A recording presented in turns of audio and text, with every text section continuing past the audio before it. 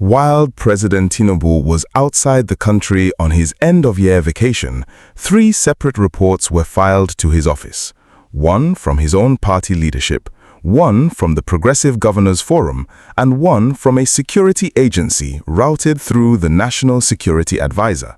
And every single one of them was about the same man, his own FCT minister, Nyesom Wike. Not Wike's enemies, not the opposition, not Governor Fubara. Wike. The official story is simple.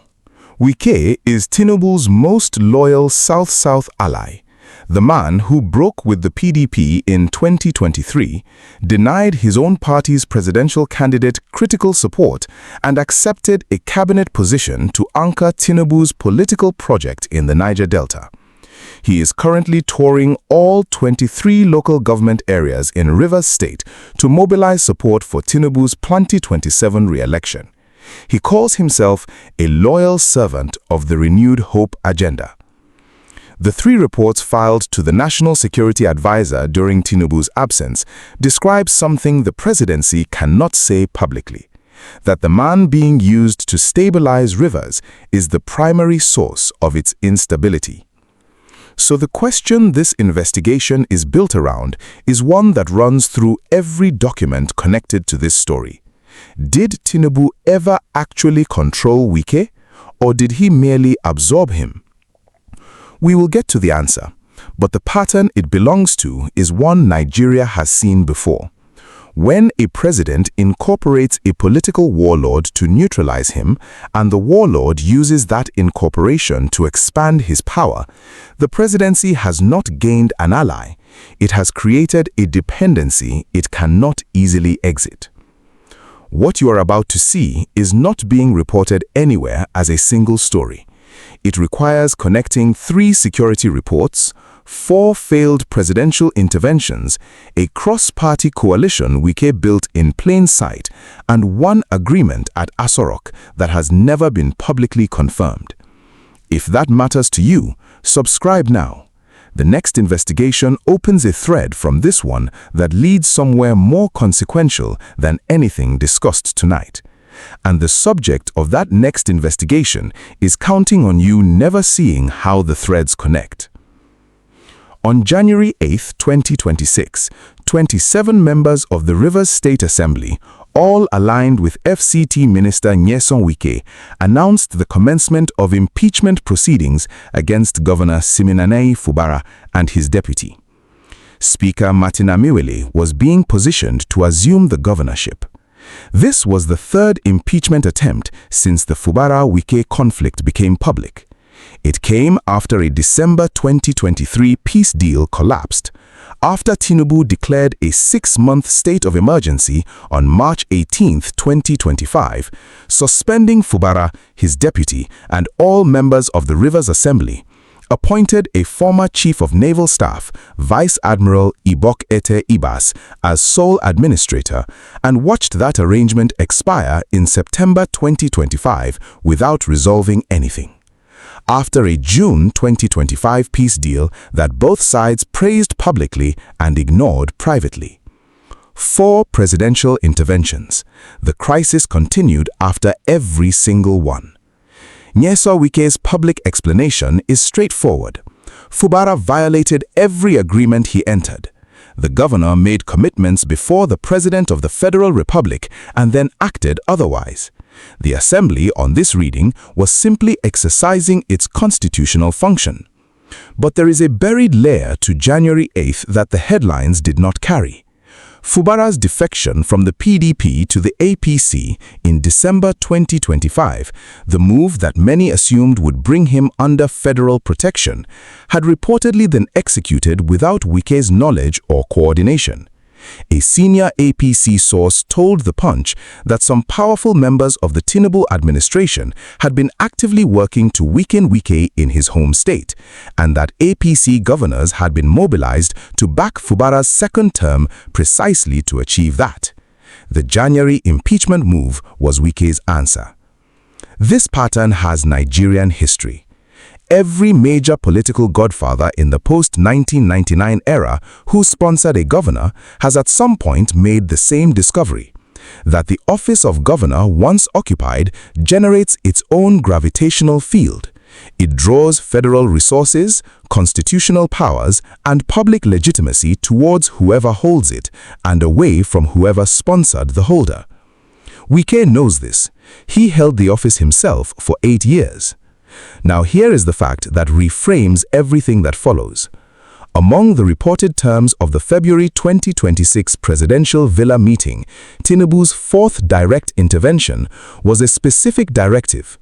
Wike's two candidates must be formally recognized by the APC for the Ahoda East 2 and Kana 2 state constituency by-elections scheduled for February 21, 2026. That is not a peace deal. That is a territorial concession. Tinubu was not brokering between equals. He was ratifying Wike's claim over portions of the state's legislative machinery, and in doing so, acknowledging that Wike's leverage was real enough to be accommodated, not overruled. What this trigger event activated is not a personal dispute. It is an institutional concealment. The Rivers State Assembly has been operating not as a constitutional body, but as a factional instrument. And 4 presidential interventions have not reversed that capture. They have managed it, each management cycle delivering something concrete to Wike before the next cycle of pressure begins. Start with the law, because this is where the machinery lives. Section 188 of the 1999 Constitution governs the removal of a state governor. It requires a 14-day notice, an investigation panel, and a 2/3 majority of all House members. What it has never resolved and what court after court has declined to settle definitively is what constitutes a validly constituted assembly when its membership is contested. That ambiguity is not an accident. It is the primary legal instrument in the Rivers crisis. Wike-aligned lawmakers have initiated impeachment proceedings 3 times, while their own legitimacy as members remains in legal dispute. Each time, the judicial process moves too slowly to stop the political damage. Each time, someone has to call Abuja. Each time, Abuja intervenes and exits by giving Wike something. The APC national leadership has not resolved the membership question. The Attorney General of the Federation has not issued an interpretation. That silence is not neutrality. Deliberate ambiguity in Nigerian constitutional law always serves the party with the most immediate leverage, and for the past 3 years, that party in Rivers State has been Wike. Now, follow what Wike actually gains from each crisis cycle. It is not primarily financial. The gain is structural. Since returning from his failed 2023 presidential campaign and accepting the FCT ministerial appointment, Wike has been systematically constructing what he now calls the Rainbow Coalition, a cross-party political structure drawing from PDP, APC, Labour Party, and Action Alliance. On May 31, 2026, at a luncheon in Port Harcourt, he publicly declined to endorse any specific gubernatorial candidate for 2027, including APC's Ogundu Kingsley Chinda. He said the coalition would collectively decide. This is not ambiguity. This is the architecture of a veto. By refusing to name a candidate while controlling the coalition that will select one, Wike positions himself as the decisive mechanism in Rivers governance, holding no state office, subject to no state electorate, accountable to no state constituency. His power over who governs Rivers after Fubara is more complete today than at any point since he left Government House. Now, add the 2027 presidential calculation, because this is where Tinubu's dilemma becomes structural rather than merely political. Rivers State is not peripheral to the 2027 presidential election. Together with Lagos, it is one of the 2 states whose mobilization machinery will determine the scale of Tinubu's southern majority. Wike has made himself the primary organizing force for that machinery in Rivers.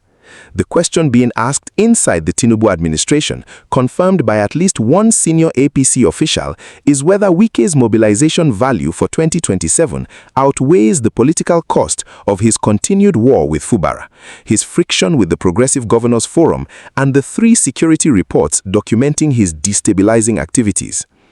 That is not a political calculation, it is an actuarial one. And across 4 interventions, the Tinubu presidency has declined to solve it. The regional dimension is equally telling. The Progressive Governors Forum, chaired by Hope Uzodinma of Imo State, has aligned publicly with Fubara.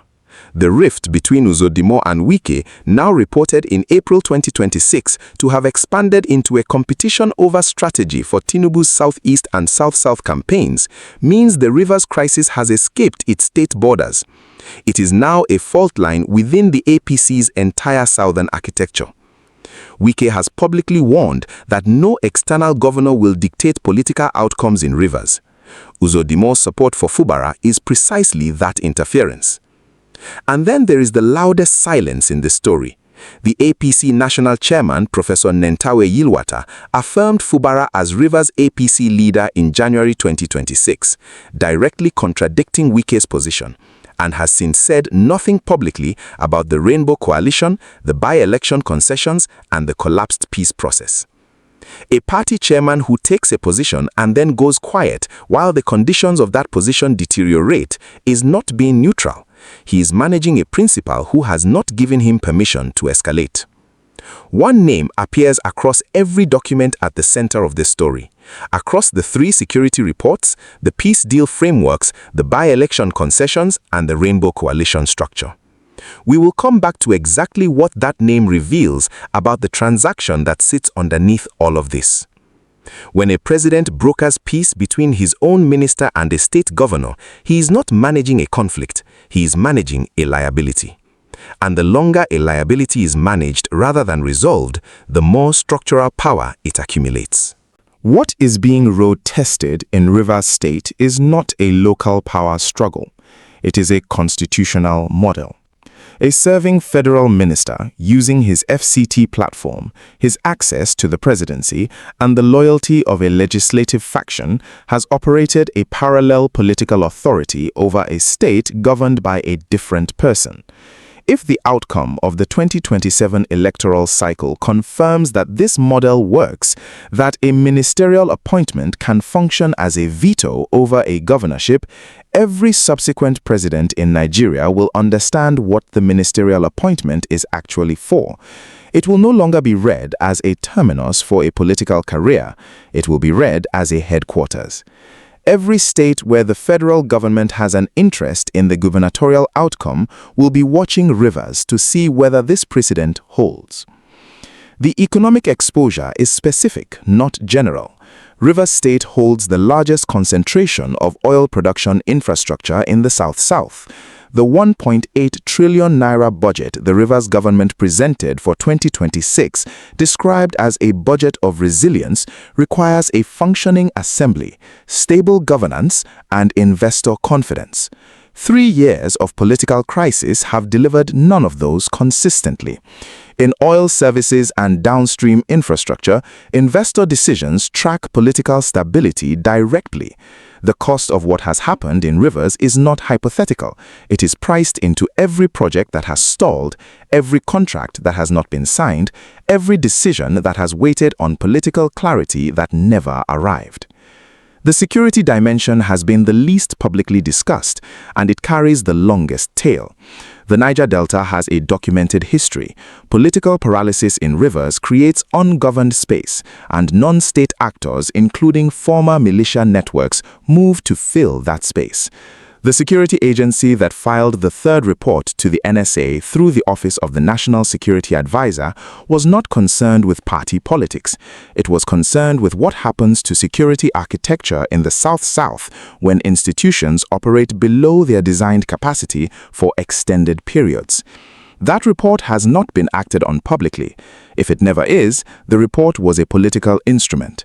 If it eventually is, this crisis enters a phase that neither Wike nor Fubara will control. Now, the name that has appeared across every document in this investigation, it is Wike's, but the mechanism his name is attached to is not the conflict itself, it is the management of the conflict. Each presidential intervention has followed an identical structure. Wike escalates through his legislative proxies, the damage becomes undeniable, Tinubu intervenes, an agreement is reached in which Wike receives a concrete concession, candidate recognition, assembly positioning, coalition legitimacy, and the agreement subsequently collapses. Value is extracted, the cycle restarts. 4 interventions, 4 moments of escalation, 4 concessions. The pattern is not coincidence, it is in negotiating strategy, and it has worked every time. There is one data point that complicates the conventional reading of this story, and it needs to be named. The APC Rivers State Chapter confirmed in May 2026 that Fubara will not seek re-election in 2027. The party's publicity secretary stated explicitly that this was a decision made by party members and said on record that Wike played no part in it. If Fubara has already conceded the succession, then what is the crisis still about? It is about who controls the process of choosing what comes next. The Rainbow Coalition is not a post-crisis structure. It is the succession mechanism.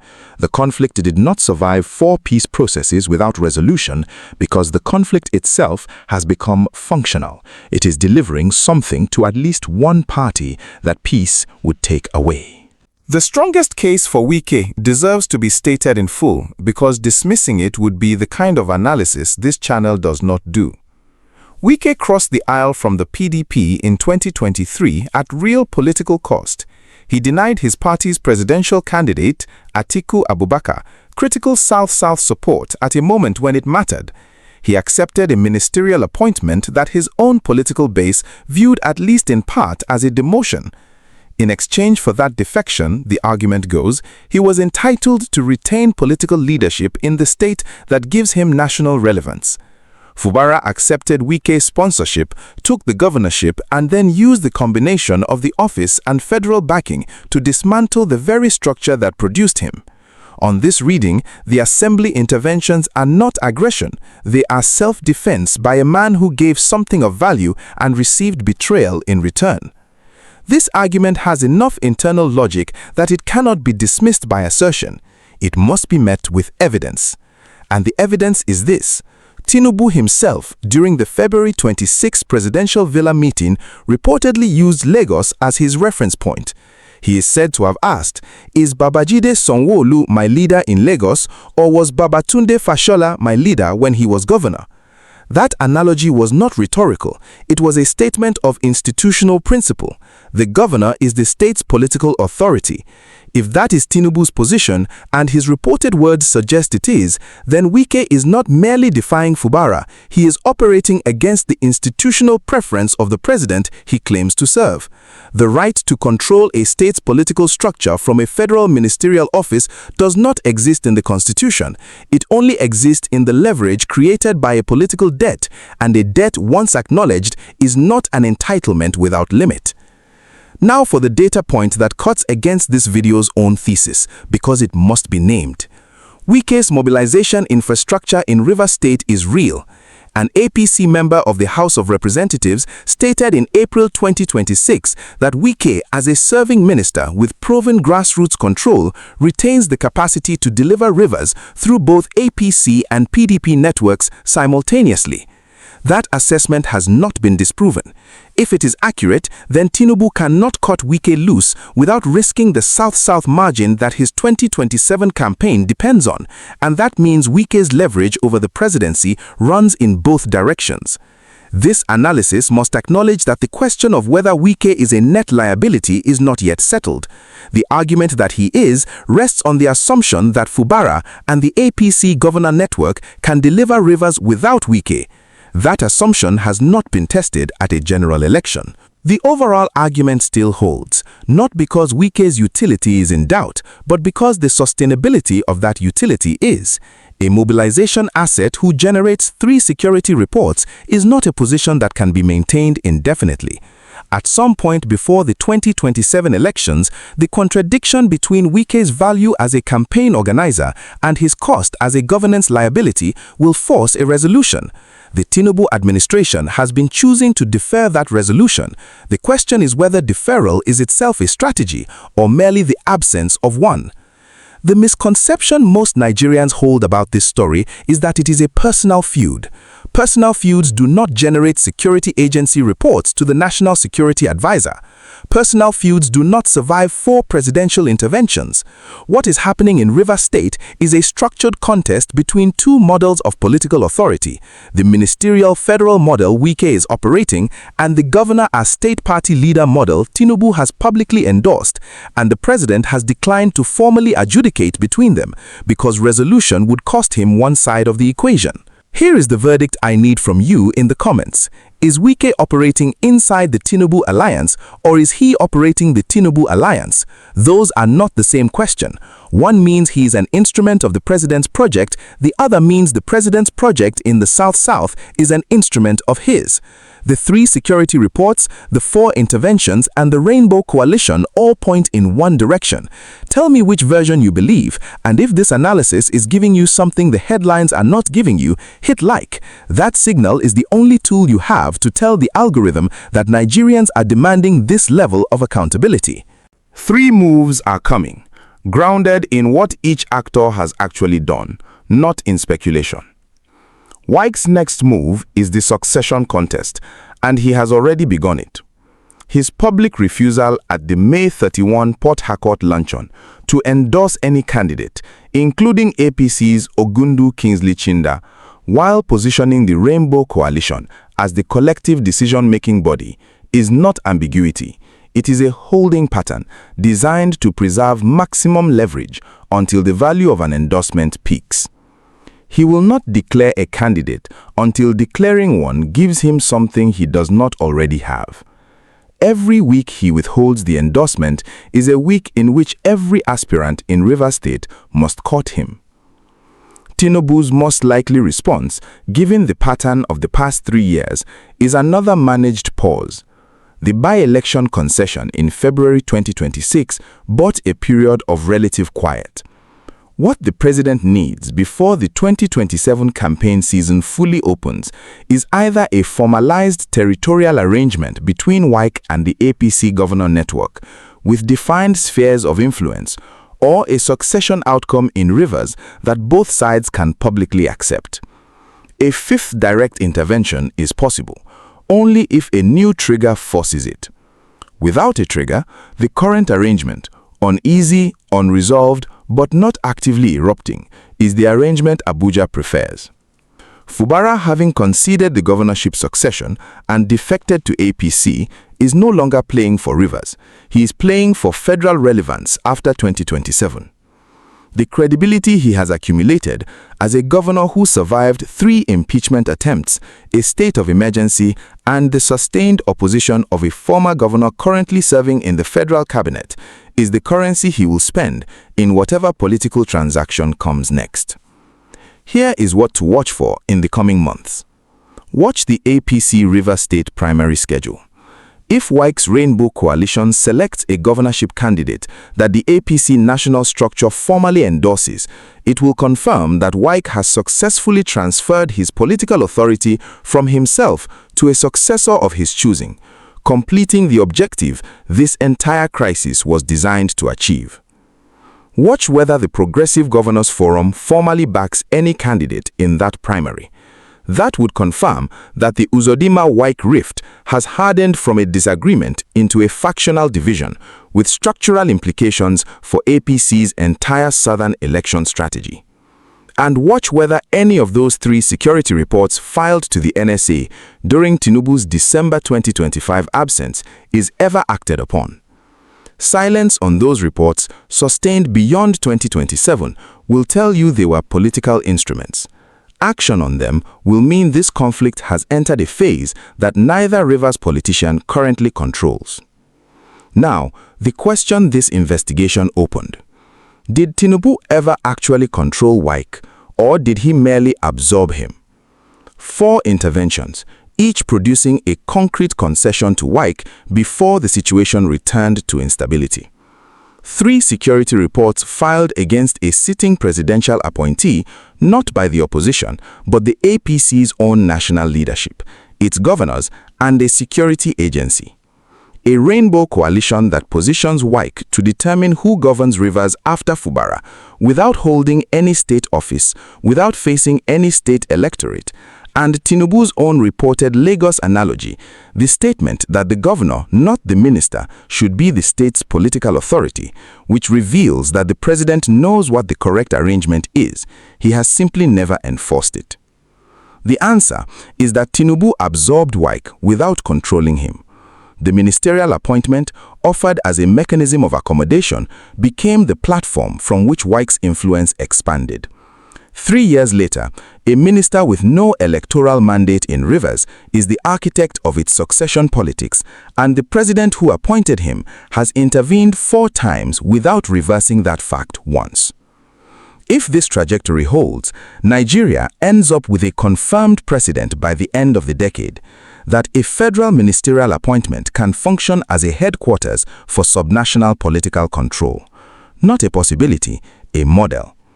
Every future president will govern knowing that any minister who arrives with their own political base and their own state can use cabinet access to extend that control, and that the presidency's repeated failure to draw a line in Rivers will be the case study they cite.